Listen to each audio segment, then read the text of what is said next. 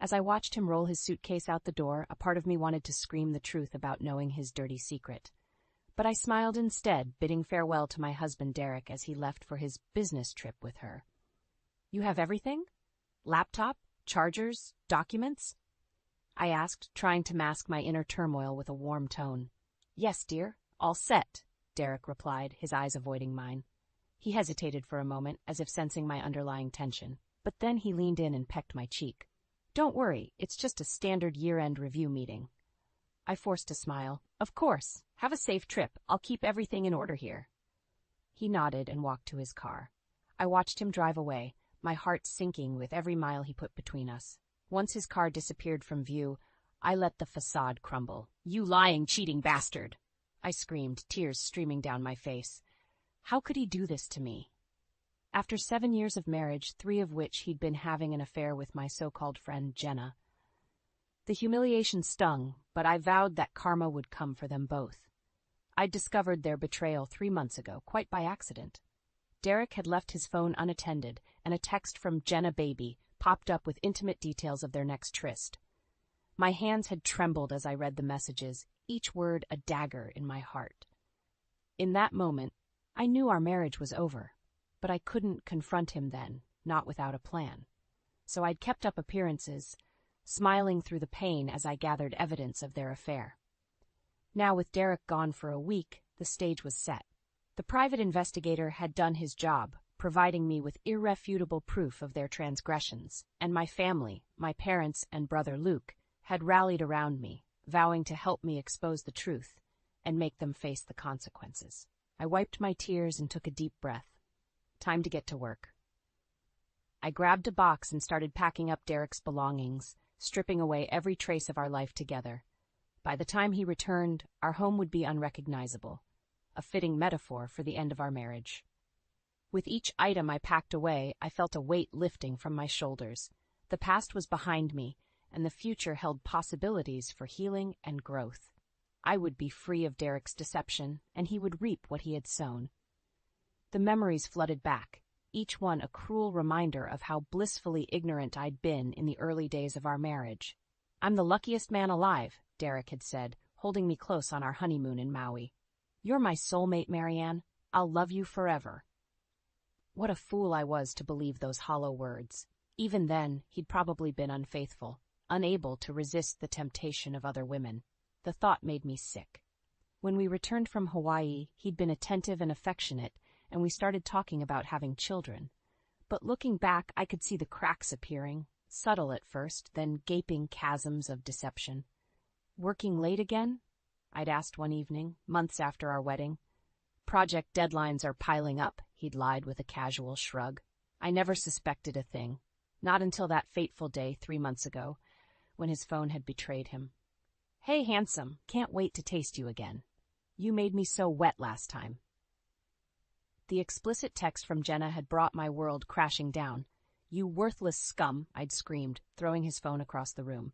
Derek had rushed home to find me in hysterics, the truth finally exposed. "It's not what you think," he'd pleaded, trying to spin more lies. "Jenna and I are just friends. Save it, you lying bastard," I'd shrieked. "I know everything. The hotel rooms, the weekends away on business. It's all exposed." He fell to his knees, groveling and begging forgiveness. "I'm so sorry. Please, we can work through this." I'd laughed bitterly through my tears. "There's no coming back from this. Our marriage is over." And so the facade had crumbled. In the days that followed, I alternated between despondent grief and volcanic fury. But as the initial shock faded, a new determination took hold, a resolve to make them pay for their betrayal. That's when I'd hatched my plan and brought my family into the fold. To their credit, they'd rallied around me without question, becoming co-conspirators in my quest for justice. Now, here I was, dismantling the remnants of my old life while Derek was off gallivanting with that harlot. She'd pay too, I vowed silently. I'd make sure both their worlds were destroyed, just as they'd destroyed mine. With my newfound determination, I knew I needed concrete proof of Derek's affair. If I was going to make them face the consequences, there could be no room for doubt or denial. That's when I reached out to Mike Rawlings, a private investigator who had helped a friend gather evidence in her own divorce case. Within a day, Mike had agreed to take on my job. I'll need access to financial records, phone logs, anything that can establish a pattern of behavior, he told me in a hushed voice when we met at a cafe downtown. I nodded, my jaw clenched. Whatever it takes, I want them buried under the weight of their own sins. Mike raised an eyebrow at my intensity but didn't comment further. It'll take some time to really build an airtight case, a month at least. Fine, I said shortly. Just get it done, no matter the cost. As Mike nodded and we parted ways, a sliver of doubt crept into my mind. What if he couldn't find anything definitive? What if Derek had been too careful and covered his tracks? A wave of nausea washed over me, the anxiety almost overwhelming. But then Luke's voice echoed in my mind. Hang in there, sis. We've got your back. My little brother had always been fiercely protective of me. When I'd broken the news to my family, he'd been the first to pledge unwavering support. That son of a bitch will pay for what he's done to you, he'd snarled, punching the palm of his hand. We're with you, no matter what. So I forced the doubts aside and channeled my energy into maintaining an aura of normalcy at home. I laughed and smiled when Derek sent his obligatory daily text updates, as if everything was fine. Hi, honey. How are you holding up? He messaged one evening. Miss you. I'm doing great, I typed back, only a slight tremor in my hands betraying the lie. Just keeping busy with the deep cleaning I've been putting off for ages. You enjoy your trip. And on it went, a hollow pantomime of our shattered life together. But behind the scenes, Mike was hard at work gathering information through surveillance and financial records. Finally, almost 6 weeks after our initial meeting, he knocked on my door holding a large manila envelope. Got everything you need right here, he said, handing it over. Hotel receipts, phone logs, even photos of them together at a restaurant last week. This should put any doubts to rest. I flipped through the documents and images, a cold smile spreading across my face. Excellent work, Mike. The truth is finally exposed. With the concrete proof of their misdeeds now in hand, my plans crystallized. It was time for the grand finale, the climactic act, where betrayal met its bitter reckoning. With the evidence from Mike securely in hand, I knew the stage was set for the final act of my plan. But I also realized I couldn't do it alone. I needed allies, co-conspirators who would stand by me as witnesses and support. At first, I hesitated about bringing my family in deeper. My parents were getting older, and I didn't want to burden them unduly. Luke was still young. Could he handle the emotional intensity of what lay ahead? But as I wrestled with those doubts, my mother seemed to sense my inner turmoil. Marianne, dear, you look exhausted, she said gently, laying a hand on my arm. Let us help you. You shouldn't bear this burden alone. I blinked back tears and took a deep breath. Mom, Dad, I may need to call on both of you soon for something major. They exchanged a glance, and my father nodded firmly. Just say the word, sweetheart. Whatever you need. Luke showed up at my door shortly after, his expression grave and determined. Heard you might be cooking up something big to take that scumbag down, he said without preamble. Count me in. And just like that, the conspiracy was born. Over the next few days, we held clandestine meetings, plotting our moves with military precision. All of them agreed. Derek and Jenna's sins required the most severe consequences. We have to hit them where it hurts most, socially and financially, Luke growled. Make them radioactive in this town. Mom shook her head sadly. I can't believe it's come to this, but they've left us no choice. Exposing their lies is the only path forward. I spread the evidence from Mike across the dining table, recounting the sordid details of the photos, receipts, and phone logs. We'll strip them of every shred of dignity and respectability, I said, a cold finality in my tone. They'll have to leave this town in utter disgrace. As we solidified our approach, the weight of the years of deceit fueled our collective resolve. Their betrayal had breached the most sacred bonds of family and friendship. Now they would reap the karma they deserved. He's due back on Friday? I told them grimly. That's when we'll strike. The plan crystallized, a two-pronged assault that would unravel everything in their lives. First, I would strip our home bare, leaving nothing but echoing despair for Derek's return. Then Luke and I would confront Jenna directly, laying out the undeniable proof of her affair while her own husband looked on. They all nodded solemnly, their expressions a mixture of grim determination and simmering anger. "It's going to be brutal," I warned. "Are you all sure about this?" Mom reached across the table and squeezed my hand. "We're family, dear, and we always protect our own." With the plan firmly in place and my family united behind me, a strange calm settled over me in the days leading up to Derek's return. It was as if I had passed through the crucible of betrayal and emerged hardened, stripped of the naive idealism that had blinded me for so long. I went about my preparations with cold that clinical efficiency. Every item of Derek's clothing, every framed photo of us together, every scrap of his existence in our home, I packed it all into boxes and hauled it down to the garage. By the time I was done, the house was an empty shell, echoing with the hollow remnants of our shattered life. "It looks like a museum exhibit on post-apocalyptic living," Luke commented dryly as he surveyed the barren rooms. I gave a bitter chuckle. "That's exactly the point. Everything has been destroyed." Mom looked around, a pained expression on her face. "This is so final. Are you sure there's no going back from this, Marianne?" I set my jaw grimly. "After everything he's done? Absolutely not. He chose this path, and now he has to face the consequences." My mother sighed heavily but didn't argue further. We all knew the depth of Derek's betrayal.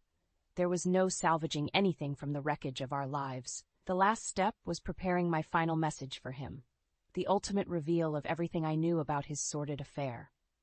I gathered stacks of the evidence Mike had uncovered, photos of Derek and Jenna in intimate embraces, receipts for hotel rooms and business trips taken together, transcripts of their lurid text exchanges. I laid it all out on the kitchen counter, organizing it meticulously. Then I composed a simple letter. "Derek, if you're reading this, then you've already seen what I've done to our house, to every trace of our life together. It's over. But there's more. I know all about your affair with Jenna. Every sordid detail, every lie and betrayal. The proof is on the counter. I've also taken steps to ensure this evidence will be seen by others. Your colleagues at the bank, Jenna's family and friends, everyone. You reap what you sow. Enjoy the karma you've earned, you miserable bastard." I read the note over a few times, the white-hot anger tempered by a strange sense of closure and liberation. This would be the final nail in the coffin of our ruined marriage. I almost pitied him for the cataclysm that was to come. Almost. With the house stripped bare and the letter penned, there was only one thing left, the confrontation with Jenna that would set the final phase of destruction into motion. Luke would be my lieutenant for that, his rage at the betrayal fueling his determination to see it through. "Tomorrow is the day," I told him firmly. "Are you ready?" He nodded, eyes glinting with icy resolve, ready to bring the hammer down hard. They'll regret the day they messed with our family. I believed him completely. Soon, they would face devastation beyond anything they could imagine, and I would get to watch every agonizing moment of it unfold. With Derek gone and Jenna soon to face her reckoning, I set about putting the final touches on my preparations. The house was a blank canvas now, waiting for his return to deliver the ultimate blow. I took the stacks of evidence, photos, receipts, transcripts, and arranged them neatly on the kitchen counter, ensuring they would be the first thing he saw upon entering. Then I placed my letter on top, its words a dagger aimed at his heart. "Dear God, it really does look post-apocalyptic in here," my mother murmured as she surveyed the stripped-bare rooms. "Are you sure about this, Marianne?" "Absolutely," I replied flatly. "He's going to walk into a world of devastation, a fitting metaphor for the utter destruction he's brought upon our lives." Mom sighed heavily but didn't argue further. Deep down, she knew the depth of Derek's betrayal made this path inevitable. With the house fully prepped, I went about removing any trace of my own existence as well. Photos of me were taken down, personal items packed away. By the time I was finished, the place was devoid of any sign of human inhabitation, past or present. I turned to Luke with grim finality. "It's done. All that's left is waiting for him to return tomorrow and witness the carnage." Luke nodded tightly. "He'll get what's coming to him soon enough, and then it's Jenna's turn." The thought of confronting her brought a cold smile to my lips. She deserved every bit as much devastation as the lying bastard she'd debased herself with. As the daylight began to fade, casting long shadows across the deserted rooms, A strange calm settled over me. It was the peace that comes from knowing a path has been set in stone, with no turning back. "Are you going to be okay tonight?" Mom asked, eyeing me with concern. "Maybe you should stay with us." I shook my head. "No, I need to be here to greet Derek when he arrives. Don't worry, I can handle it." She sighed again but didn't press the issue. After hugging me tightly, she and Dad left, leaving just Luke and me. My brother looked around the abandoned house, a muscle twitching in his jaw. "I still can't believe he did this to you. The goddamn nerve of that scumbag." "I know," I said softly, "but it's almost over now. We'll make him face the consequences and then move forward." Luke gave a curt nod. "Damn right, and tomorrow we'll bring Jenna's world crashing down too. I can't wait to see the look on her face." As the shadows deepened, we finally said our goodbyes and I was left alone with the hollow silence of the house. I wandered aimlessly through the vacant rooms, my footsteps echoing in the void. Finally, I sank down on the bare floor, leaning my head against the wall. Unbidden tears traced their way down my cheeks as the full weight of everything I'd lost, everything that was about to change, washed over me. But there would be no turning back from this path, no way to undo the devastation. When Derek walked through that door tomorrow, the final act would commence, and there would be no stopping the karma that awaited him. The next morning, I woke with a sense of grim determination. Today was the day everything would come crashing down on Derek and Jenna. They were about to face the full consequences of their betrayal. I showered and dressed methodically, going through the motions as if in a trance. All around me, the house remained an empty vessel, stripped of any hint of the life that had once filled it. Luke arrived right on schedule, his expression set in hard lines. "You ready for this, sis? No turning back now." "I'm ready," I said, my voice devoid of inflection. "Let's go end this once and for all." We arrived at Jenna's modest two-story home shortly before noon. Her husband Rob's car was in the driveway, exactly as we'd hoped. I drew in a steadying breath as Luke and I approached the front door. "You take point," he muttered. "I've got your back." I nodded tightly and rang the bell. After a few moments, Jenna answered, her brow creasing in confusion at the sight of us. "Marianne? Luke, what are you doing here?" "Don't play dumb with us," I spat. "We know everything, Jenna, every filthy detail of your affair with my husband." Her eyes went wide with shock and fear. "What? I don't know what you're talking about." "Save it," Luke snarled. "We've got all the proof. Photos, texts, receipts, everything. You're going to face the consequences right here, right now." Jenna visibly paled, her mouth opening and closing soundlessly. Before she could gather her wits, Rob appeared behind her in the hallway. "Jenna? What's going on?" "Nothing, honey. Just—" But Luke barreled past her, grabbing Rob by the arm. "Come out here, man. You need to see the truth about your lying, cheating wife." Rob's eyes widened in alarm as Luke half-dragged him out to the front step where I stood, stone-faced. "Marianne, what the hell is this about?" Rob demanded. I simply reached into my handbag and pulled out a thick envelope, handing it to him wordlessly. He hesitated, then opened it, his face draining of color as he began flipping through the photos and documents inside. "Oh, God," he whispered hoarsely. It's all here." Jenna was openly crying now, watching in horror as her husband uncovered the undeniable proof of her infidelity, laid out in stark black and white. "Rob, baby, please let me explain." She began through her sobs, but he turned on her with a look of pure revulsion. "Explain what? How you screwed around with Marianne's husband for years behind my back? Jesus Christ, Jenna, how could you?" He sank down onto the front step, his head in his hands. Jenna hovered over him, alternating between desperate pleas and groveling apologies. I stared at her coldly, neither pity nor satisfaction in my gaze. "Do you see now, Jenna, the destruction your lies have wrought?" Her anguished gaze met mine. "Marianne, I'm so sorry. Please, you have to believe me." "Shut up," I said flatly. "There's nothing you can say that matters anymore. You made your choices, and now you'll live with them. Same as Derek will." She fell silent, shaking sobs racking her body as I turned away. "Let's go, Luke. We're done here." He nodded mutely, and we left Rob crumpled on the step, his and Jenna's lives in ruins behind us. As we climbed into my car, a heavy silence settled between us. Finally, Luke spoke in a strained voice. "You were right. She deserved every ounce of that devastation." They both did, I replied simply, staring at the road ahead. This is the path they chose. Now we move forward. There was still one final piece to unfold, the cataclysm that awaited Derek upon his return. But Jenna and Rob's shattered world would serve as the grim preamble to what was to come. As Luke and I drove away from Jenna's house, the weight of what had just transpired pressed down on me. Their world was shattered, and soon Derek's would follow suit. Justice, cold and brutal, had been served. We arrived back at the vacant house and settled in to wait for Derek's return later that evening. An uneasy silence hung between us until Luke finally spoke up. "Do you think there's any part of you that will feel remorse?" he asked quietly. "Once it's done and the dust settles?" I didn't hesitate. Absolutely not. They made their bed. I'm just the one who ripped the covers off and exposed them. Luke nodded slowly. I know, you're right. They brought this devastation on themselves. The hours ticked by in tense anticipation. I tried to distract myself by cleaning and reorganizing the carefully arranged stacks of evidence on the counter. But eventually, headlights swept across the front windows. Derek was finally home. Luke and I both tensed, readying ourselves for the final confrontation. The front door opened and Derek stepped inside, suitcase in hand. "Honey, I'm back. The review meetings ran a little." His words trailed off as he took in the barren, deserted house. What the hell is going on here? His eyes fell on the neatly arranged stacks of photos and documents on the kitchen counter.